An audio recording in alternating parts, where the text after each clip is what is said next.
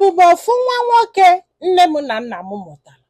Ofu nwa nwoke adị maka ya na m decide go na m ga-amụju ụmụaka ụlọ. So m wee je wee nụta nwaanyị na ife m decide m ga-amụ bụ ụmụ isii na ife ya decide ya ga-amụ ya wee nụta nwunye. Kafa lụrụ na nke ịnọ nwunye si na ya amụsigo. Fana abụ welie sebe okwu anọgidekwe ya afịagidekwe ya aka ghọlie anya na ya love this woman so much na nwaanyị amachili ntị. So atụbakwa ya ime nke ise o wee mụọ ya mụsị anya ya wee jebe nke isii nwaanyị ajụ ya yụ ya n'elu ya na chaga onye aghụghọ cha gotelie gift cha nwaanyị akwekiridosi na ya kwara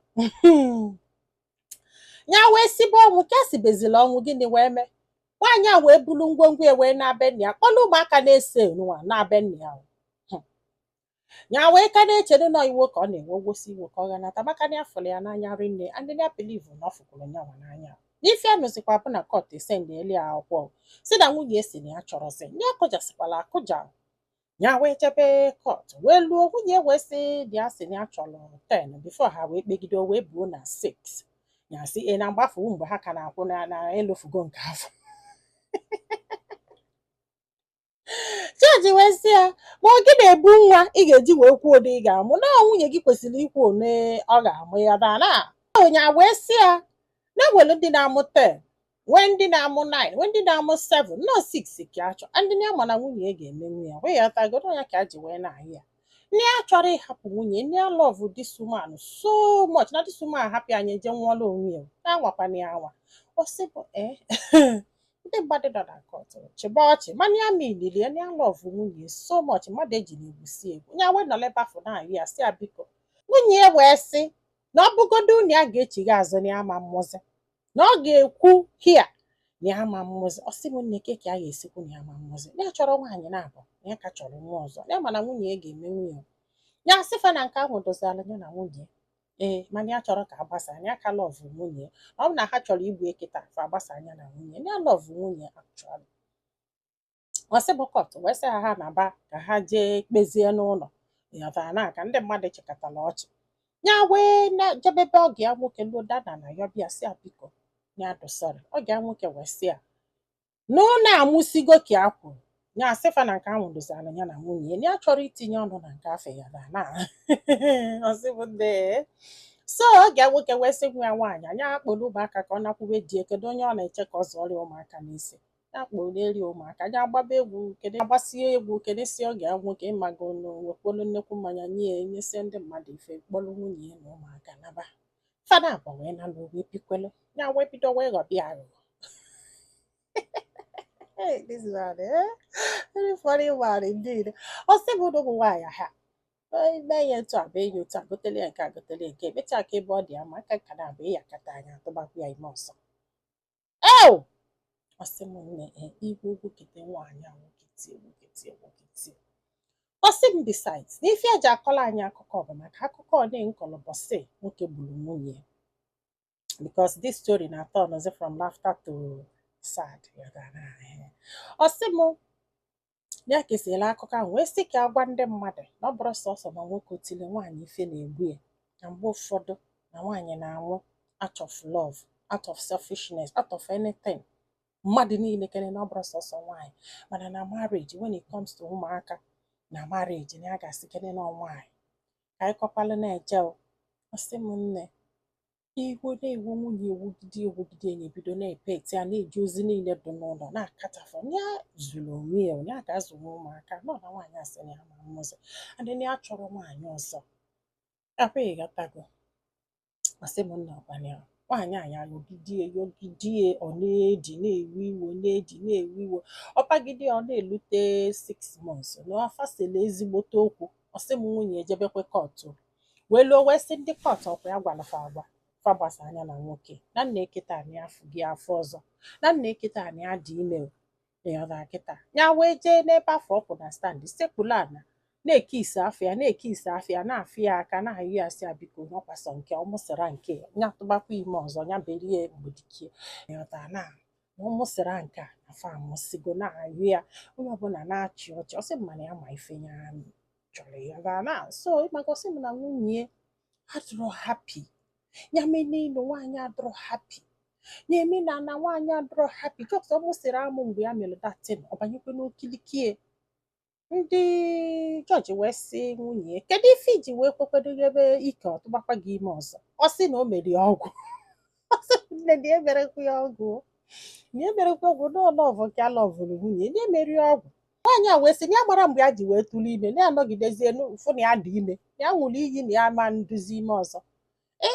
ọ dị mere famili ihe nwa kedu ihe ijire wee mee famili ihe nwa ịghọta na babazali ya mba gwabịa so many things ọ sị mfat na ya mara na di emedi ọgwụ ihe aka okwu so amụsị amụ na kọt wee sị anya dụrụ nwunye naba ya wetụrụ nwunye ya wee naba na-epe etie na-akọchaghị ya na-aghe ịmakụlụ na-enyeli ya aka still ọ sị m nne the saddest moment of his life is that na nwaanyị amụsịala nwa nwụrụ may her soul rest and just in fact ọ da-atọ ọchị this woman si tojewela wee hapụrụ ụmụaka n'isi nwa sị m nne ya wee chekịta ife a ga-eme ya mụrụ ụmụaka agbakọkatị ya aka ndị mmadụ na-asị aja ịnọ nwaanyị ọzọ ka onye lie aka wee zụba ụmụaka ka ekwe n'ife a ga-eme na nwoke ga-abụ kedu ife ya na ụmụaka n'isi ga-eme ya wee chọwa ịnụ nwaanyị ọzọ after 1 year ọ kwefuru onye nwụrụ anwụ I am sorry sir but onye nwụrụ anwụ oh God ya wee jee nụọ nwaanyị ọzọ dị nwere choice maka na nwa epeke na mami ya nyegidere ya kọntele ya anụta nwaanyị ọzọ sị m ọkwanye ya ọsị m na ọ ga ya nwoke na ndị be nwunye nafa ejere anya afọ ya na nafa kpọsi aliasị nafa bịala ịzọba ụmụ ya sef nafa bịa zọba ụmụ ya ya ma na ya megide efe but na onye gwa ya na nwunye ga-anwụ na ya ma nkwe o nwere ife megide ka ya chọọ ka achị isi nọ na nwunye ya ntutu nọ na-arụ nwunye dapụ ya fọrọ dị so mala n'anya na chukwu maala na ya fọrọ ya n'anya anya nke wee bata wee bido nka na abụọ doro anyị wee bido wee megbuwe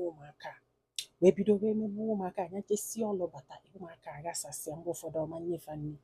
sị m nne ya ebuo ihe acha ya jụọ ụmụaka na-akọ iji gbaa nwa nnụnụ nne eji wee felụ ụlọ ndị enye jesi bata nwaanyị a wee were ụtalị wee sewesie ụmụaka azụ